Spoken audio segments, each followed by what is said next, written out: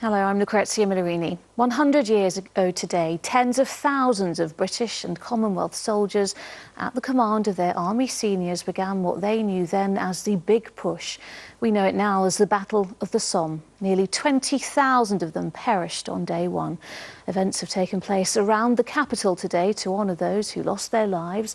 More on that in a moment, but the most poignant ceremony was in northern France, close to the battlefield where so many fought and died. David Wood reports from there on some of the Londoners who went over the top. Where a vicious and unforgiving battle once raged, hundreds paused to remember the thousands who they did not know who perished in these fields. Amanda Slater is here to pay her respects to her great-uncle Albert Pettican, who left East London and Essex for the Somme and was killed within a week. I'm just doing a little bit to honour his name. He was an ordinary boy, a country boy. He was only a boy. He came out on a big adventure and did not realise what was going to happen. And he's one of the names on this memorial here he's missing. There is no grave. He's just one name amongst thousands. But at least I can remember him and I can make other people aware of what he was like. In all, the Battle of the Somme lasted 141 days, but its first, 100 years ago, was its bloodiest.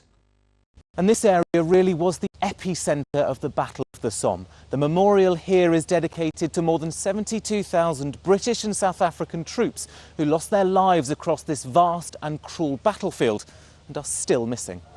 Thiepval Memorial is one of 23,000 war cemeteries around the world run by the Commonwealth War Graves Commission. They are dedicated sites to honour our soldiers' service forever, and they are busier than ever. I think that's probably inevitable with the passage of history. I don't think quite often the public consciousness catches up until a century later and they start to value their past rather than just being slightly odd stories that Grandpa told, which nobody really remembers. The capital's contribution to this battle can never be overestimated. Even our iconic London buses were called up to serve. This one, restored specially for today, was taken off the No. 9 Barnet to Liverpool Street route in 1916 to bring men to the front line. It was no surprise to the London General Omnibus Company, which operated this vehicle, that when war would break out, these vehicles would be requisitioned, and approximately 1,000 were commandeered, which is approximately 1/3 of London's motor bus fleet. So you can imagine being a Londoner stood at a bus stop, all of a sudden there's far fewer buses, and those that do turn up could be slightly full. The scars of war have long since left this place, but those here today are determined the men who risked and lost their lives here are never forgotten. David Wood, ITV News, in the Somme. Well, the commemorations marking the 100th anniversary were not lost here, and London remembered the fallen at 7:30 this morning, the moment the battle began a century ago. Nick Thatcher reports. London woke under grey skies this morning and paused to remember the darkest of days.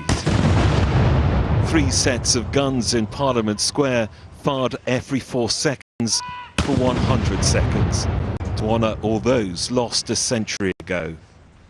And then in Westminster Abbey, at the grave of the unknown warrior, 2 minutes of silence.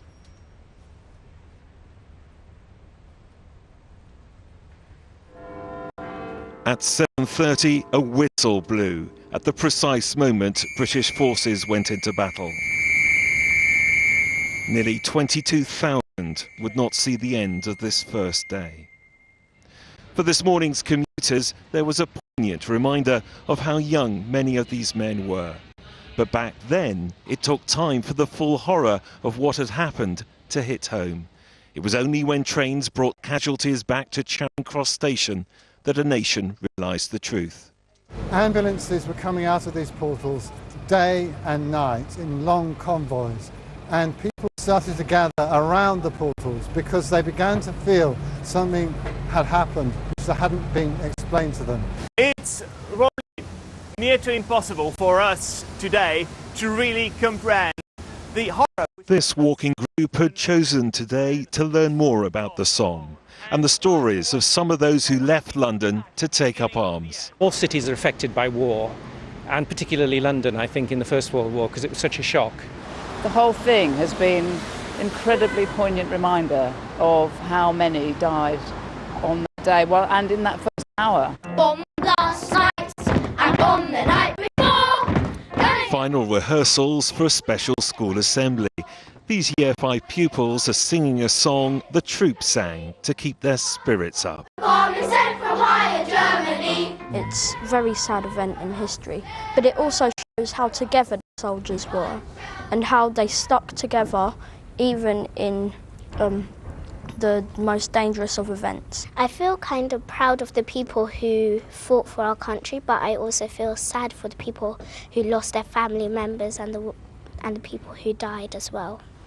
Across London, both young and old have remembered this day in their own way, in the hope that together we will never forget.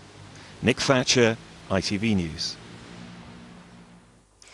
Among the many attacks launched during the Battle of the Somme was an assault on Delville Wood in which London footballers played a prominent role. One story of the 17th Battalion of the Middlesex Regiment, also known as the Footballers Battalion, was read by the former player, Sol Campbell.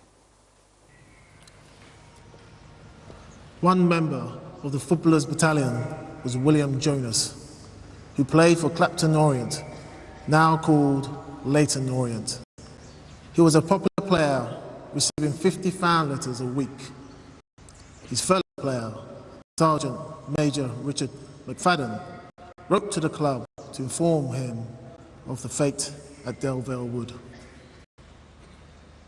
I, Richard McFadden, sadly report the death of my friend and O's colleague, William Jonas, on the morning of Thursday, the 27th of July, aged 26. Both Willie and I were trapped in the trench near the front in Somme, France. Willie turned to me and said, "Goodbye, Mac. Best of luck. Special love to my sweetheart, Mary Jane, and the best regards to the lads at the Orient." Before I could reply to him, he was up and over. No sooner had he jumped up out of the trench, my best friend of nearly 20 years was killed before my eyes. Words cannot express my feelings at this time. Yours, Company Sergeant Major Richard McFadden.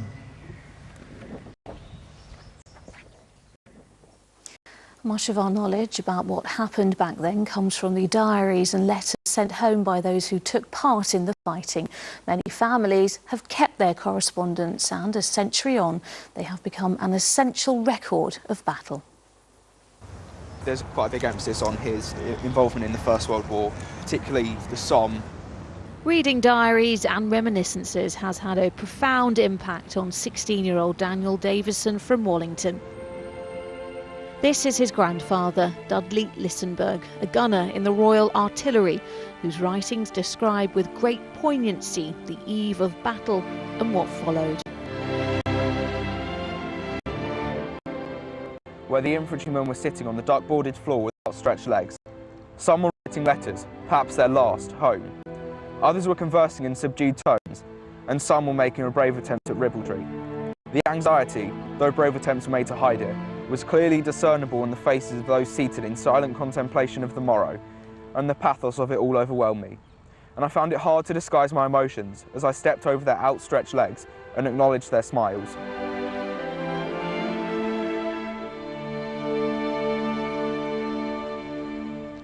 I watched with mixed feelings the lads mount the fire step and, when at 0730 hours the barrage lifted, spring up the ladders onto the parapet, many sliding back immediately.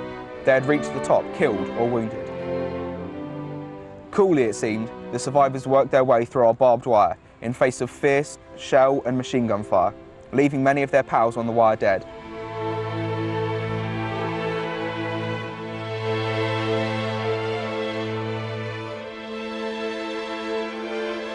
Now, what were my sensations as I watched these brave young lads go forward unflinchingly to their doom? Predominantly, an exalted feeling of pride at being British, and pathos when realising so many of them had sacrificed their young lives in vain.